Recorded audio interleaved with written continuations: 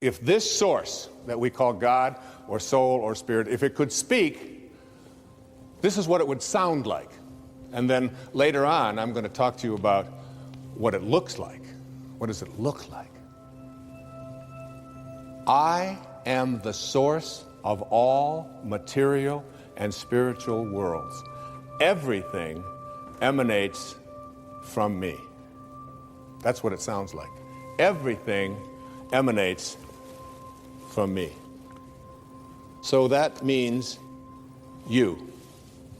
And that's why the words, with God all things are possible, means that when you find in your heart a way to reconnect to this, and remember what I talked about in those opening quotes, that this field of intention is a field that is only corroded because we take on something that separates us from the source. And that is called the ego. And the ego is really nothing more than an idea that we carry around. It's the source of virtually all of our problems. The only difficulty is you can't check into a hospital. Like if you got an appendix problem, you check in, get an appendectomy. There's no place that I know of that gives egoectomies. It would be nice, but it doesn't work that way. So that what you want to do is figure out a way to get rid of this idea that who I am is separate from this. And this is your source. And when you reconnect to your source, live in harmony with your source, you are connecting to the field of intention. And when you're with this field of intention, everything that this field of intention from which all material worlds emanate, everything that it can do, you can do, because you are it and it is you. The problems that we have is we've come to a place where we believe that we are separate from it. And so we start to believe that I am what I do. And I am what I have. And I am separate from everybody else. And I am my reputation. And I'm separate from what is missing in my life. But this field from which all things originate, if it's everywhere, it's got to be in you. And if it's everywhere and it has to be in you, it has to also be in everything that you perceive to be missing from your life. It has to be in that too, because there's no place that it's not. And if there's no place that it's not, you literally are already connected to everything that you would like to attract into your life. What keeps you from doing it is your belief that you're separate from your source. We want to reconnect to this source. People ask me the question, what about a free will? If I was intended here, and the shape of my life was intended here from this source, where does that leave me with a free will? Well, where it leaves you with a free will is this. You have a free will to decide whether or not you are going to connect or not connect to that source. That's your free will. If you make a choice, a conscious choice, to stay disconnected from it and believe that you are all of these things that I just illustrated in the ego, this field of intention doesn't know anything about non-well-being. It creates from a source of well-being. It doesn't know anything about fear, about anxiety, about worry. It just is in a constant state of creating. There's a quotation that goes like this: self-realization, which is really reconnecting to your source. Self-realization means that we have been consciously connected with our source of being.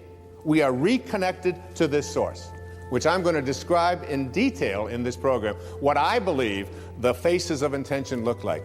Once we have made this connection, then absolutely nothing can go wrong. That's from Swami Paramananda. Nothing can go wrong when you reconnect to source. All of our struggles, all of our illnesses, all of the scarcities in our life, all of the problems we have in our relationships, all of this stuff came about because we disconnected ourselves from a field of intention that is nothing but just well-being at work. It only wants you to be in a state of happiness. We're all on a path, you see. We're all on the same path. We're just on different places along the path. We're all part of this perfection of the universe. And you start seeing the people as being there. And you also begin to see that they have to go through that. I heard an interview with somebody who was a musician not too long ago. And he was a classical musician. And the people that were interviewing him were also expert in this whole area. And they were all putting down rock music, and they were putting down some of the harsher forms of music as being uncivilized or more barbaric. And this one fellow who was very enlightened, he said, when I was 17 or 18 years old, I was a rock musician. And I would play that stuff real loud, and it would drive my family crazy and all of these kind of things. He said, then I moved from that into more sort of contemporary kind of music and ballads and things like that. And I had very little to do with the rock music. Now, he said, I compose classical music, and he plays classical music. And he said that each one of the places that I was at along the path, I needed to be at in order to be here. You can't be looking at somebody else who is not playing the kind of music that you like and judging them as wrong or improper or uncivilized. You have to get judgment out of you completely. And when you understand that judgment is a thought, and that when you judge another person, you don't define them. You define yourself with your judgments. That's a definition of you, putting people into these slots and categories. If you see them not so much as where they should be, or where I would like them to be, but as where they are.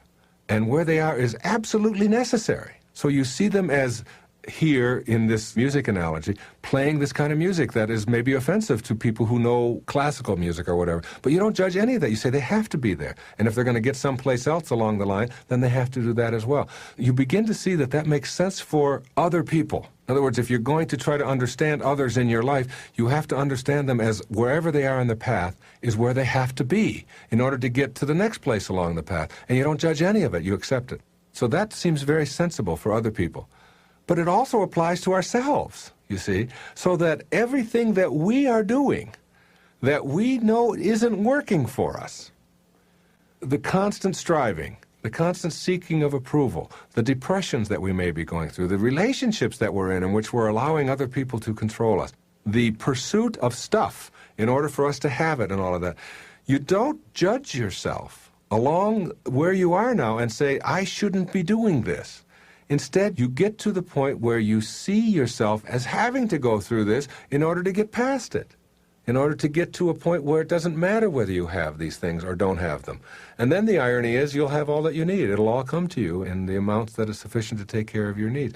There's no room for judgment any place in an awakened person or in a higher consciousness person. And you'll only see it when you believe it. When you really believe that, and you catch yourself. I do it all the time. I will be talking to my wife, and I'll say, well, not to be judgmental, but... and then I proceed to be judgmental about this thing that I don't like, or that person who did something terrible to another human being in the newspaper. Maybe somebody killed somebody, or somebody stole money from somebody, or embezzled, or whatever it is, and I'll read it, and I'll see that I am being judgmental about it, but I sort of know to announce that I'm not really being judgmental. I'm really sort of above being judgmental, and then I proceed to be judgmental. Well, I don't stop myself and say, I shouldn't be being judgmental right now any longer. What I do is I accept that I have to identify that. I still have some judgmental stuff in me, and as long as I am judging other people, I'm not defining them. I'm defining myself. And then the next time I'm less inclined to do that, and the next time I'm less inclined to do that, until eventually you get to the point where you can see people's behavior for what it is. You don't have to like it, you don't have to love it, you don't have to tell yourself that people have a right to hurt other people or anything like that. What you do is you stop judging it and you see them where they are. And then you do the same thing to yourself. You see yourself where you are. And then you realize that everything that you do, you need to do in order to get to the next step, and the next, and the next.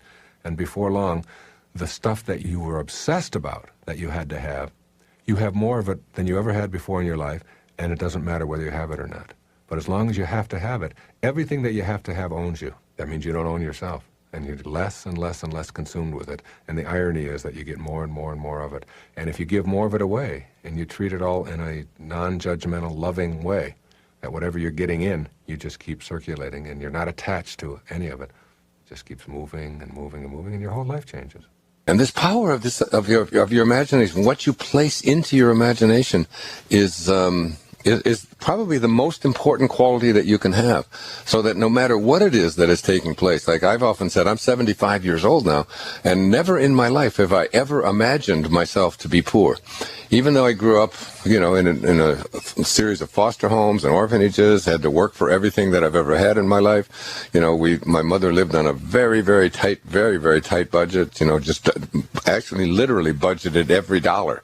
If she was bringing home $120 a week, every single one of those dollars was accounted for. Part of it went into, she had a little box in there with her little envelopes in it. Part of it went to pay the electric bill. Part of it went to pay, the rent, and part of it went for groceries and all of that. And that's basically how we lived. And when we were all, when I got back with my mom when I was 10 years of age, it was just understood. You go out and you get yourself a paper route, and you contribute and you help out.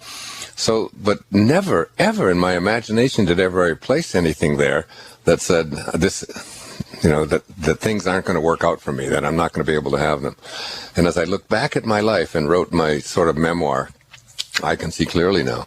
I realized that I always had this space inside of me, like this inner place, like a container almost, that was just filled with a belief system that I could create whatever it is that I placed into my imagination, and wouldn't let it be taken away, regardless of what came down the pike at me. And I find that in these 10 years that we've been doing this show, Diane, that so many of the callers are just so focused on all of the things outside of them that are causing their unhappiness, or causing them to not be able to make the money that they would like, or whatever, and they don't have, people just don't have within them this unlimited imagination that Einstein said it's much more important and significant than what you know, whatever knowledge that you have, because knowledge is just based on the limited number of things that we all know collectively and individually as people.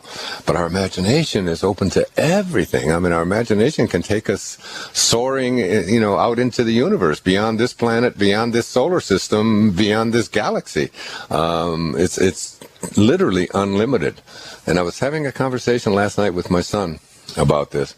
We got to talking. It was about midnight, and we were just sitting up, and I was talking to him about how powerful do you think your imagination is, and what you can place in there, and how long are you willing to allow something to stay in your imagination before you come along with all of the reasons why that was folly, or that isn't going to work out, or that can't happen. To the self-actualized person, they never place anything into their imagination that they do not want to manifest or create.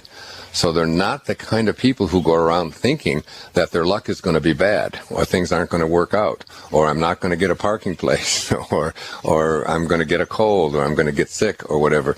Internally within them, if you have a belief system that you can't get sick, and that you're not going to get a cold, that you're not going to get the flu, and so on, your body literally reacts differently in terms of your immune system and I just feel that if you get your immune system so strong, based upon what you placed into your imagination, if you just build it up by watching what you eat, and making sure that you're drinking your juices, and making sure that you're, eating foods that are, they're not loaded with pesticides and so on. And it's like, and you start seeing your imagination as like, Godzilla in there when it comes to any little bacteria or any little virus or anything that's trying to show up and take over and give you a runny nose, or give you the flu, or give you whatever. You see, what I'm saying, Diane, is that the power of your imagination affects how it is that you relate to the world, and what it is that you allow into your world, and what it is that you expel from your world before it even gets there. And as a result of having that into my imagination, the right kinds of events and people and things begin to show up for you.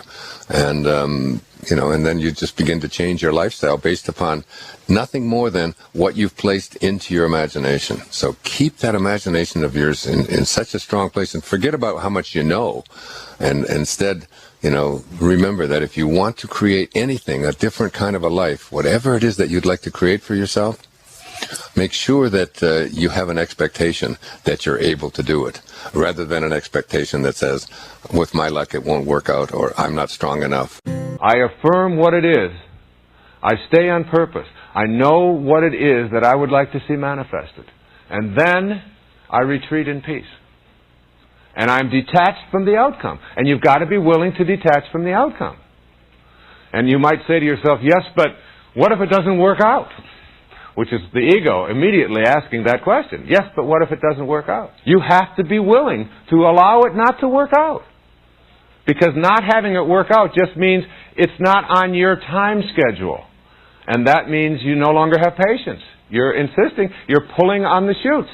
You want that tomato now. You don't get tomatoes in May in Michigan. You've got to wait till August. And if you don't like it, then send to Peru and you can have them. And so what you do is you let go of your desire to have tomatoes show up in May, and you wait till June or July or August. And if you absolutely have to have tomatoes, you just go to Peru. And they'll bring them to you, or however that works. And you let go. And so you have this knowing, and I have this knowing.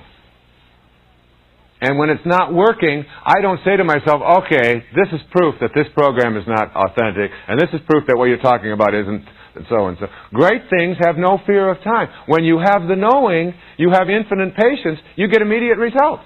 The immediate result is you're free. You're at peace. And that's what the whole thing is about. That's all the higher self wants, is for you to be at peace. You get to be at peace, and you got everything you need in life. Every moment in your life that you're at peace, you're enlightened. So you have a knowing, and now it doesn't show up, and the contract doesn't work out, or they say no instead of yes. But you're at peace. You say, if it's not happening now, I'm still at peace. It'll happen. I know it will. And you go back to the principles. You practice unconditional love. You don't demand. You don't insist. And then you start seeing it show up in a different way. You thought it was supposed to be over here. Got my PhD in 1970. That year, I did a job interview. That was an opening that a friend of mine said, just do this job interview. It's great. It's for the vice president of a community college. And I said, all right. It was like triple what I was making at that time. But what I was doing at that time was I was teaching, and I was doing some great research projects. I was teaching at a university, which I loved, being there in that environment. I had a practice, which was terrific, a counseling practice. But this idea of being the vice president, I was 30 years old, of a college, and having all of the things that go with a vice, it was just too appealing to my ego. And I went in and I did the interview. And there was a long interview process at this particular community college in Michigan. First I had to meet with a group of students. And they all thought it was great, having a guy who's just out of his 20s be the vice president of the school. And I was cool. They liked that. Then I had to be interviewed by the faculty, and the faculty all thought that I was terrific. Then I went to the administration. And the administrators weren't quite sure about whether they wanted some young upstart to be coming in there, and so you had to get 3 out of 3. Well, I got 2 out of 3. I got the faculty and the student vote, but the administration vote wasn't. And it got down to myself and another man whose last name is Cunningham. It was going on for months, and it came down to 2 people. And I didn't get it. And he did. And at the time that happened, I was really kind of surprised. But there was a part of me that was relieved, because I kept thinking, I'm going to have to go to committee meetings. I'm going to have to put on a tie and a suit. And I'm going to have to go in there every day. And even though I was going to be making 3 times as much money, and I was going to have all of this sort of prestige thing over here, what I really wanted to be doing over here was going to have to be put aside in the name of these ego things. And I thought what I wanted was these things that my ego was telling me. But somehow the divine intelligence knew better. And I came in second. And as a result, I went and applied for a job at a university in New York, doing what I loved doing, teaching and having my own practice. And the rest of the story is the rest of the story, as Paul Harvey would say. And so, when you think that it's supposed to be working and it doesn't work, and you say, yes, but it's not working, perhaps there's something else that's working, that's going on, that you may not even have any awareness about. And you have to understand that every fall of your life, that everything that is supposed to show up, that you think is supposed to show up and doesn't on this time, but there's perfect timing in the universe, because this divine intelligence is in all things. And it attracts to you exactly what it is supposed to at that time. Even the things that you just don't quite understand or don't seem right. I'm going to read to you a little excerpt from Neville about this. I will be, in quotes, is a confession that I am not. Okay?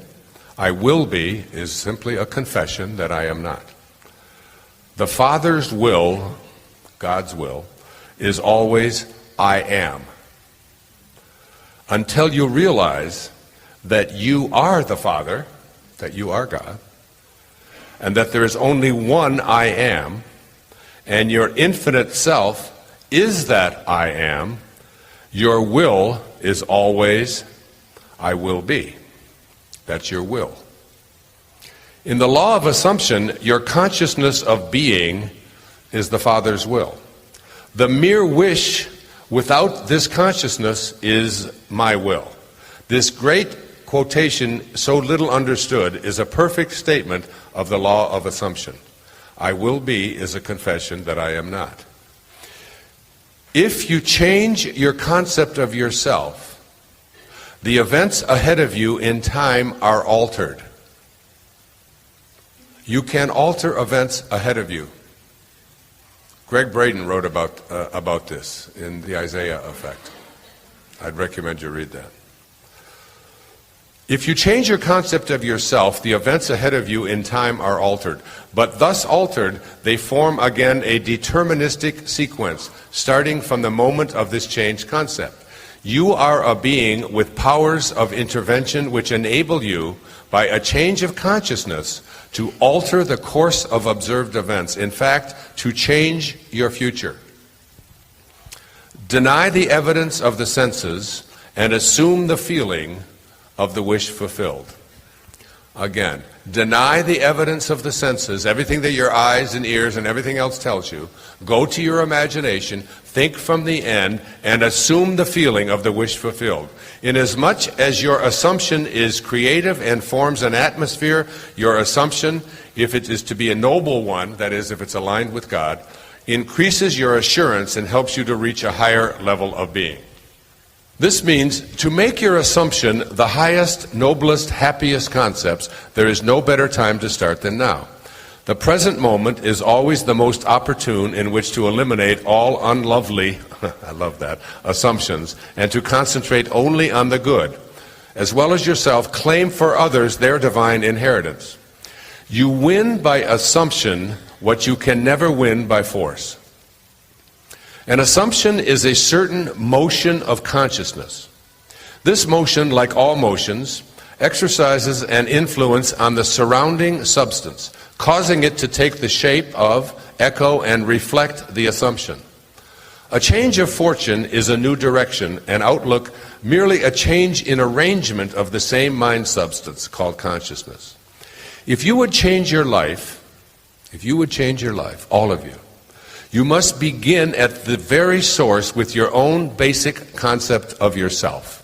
Outer change, becoming part of organizations, political bodies, religious bodies, is not enough. The cause goes deeper. The essential change must take place in yourself, in your own concept of yourself.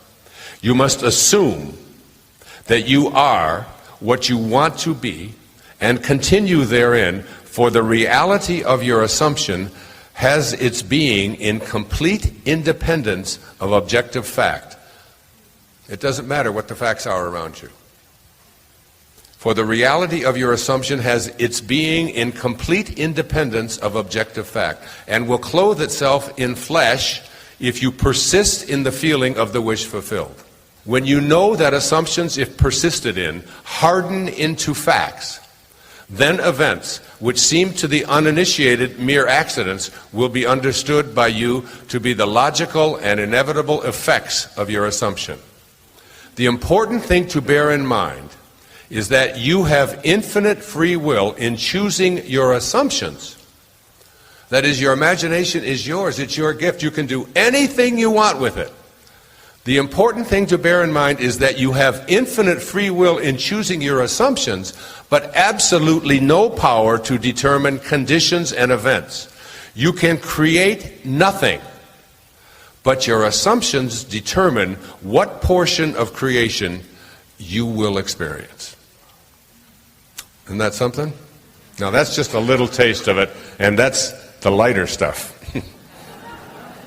There are many paragraphs in there that I've read 20, 25 times, like the Tao, when I studied the Tao. Now, assuming the feeling of the wish fulfilled. So you have your imagination, you go there, you create what you want for yourself in your imagination, you think from the end, and you assume the feeling of the wish fulfilled.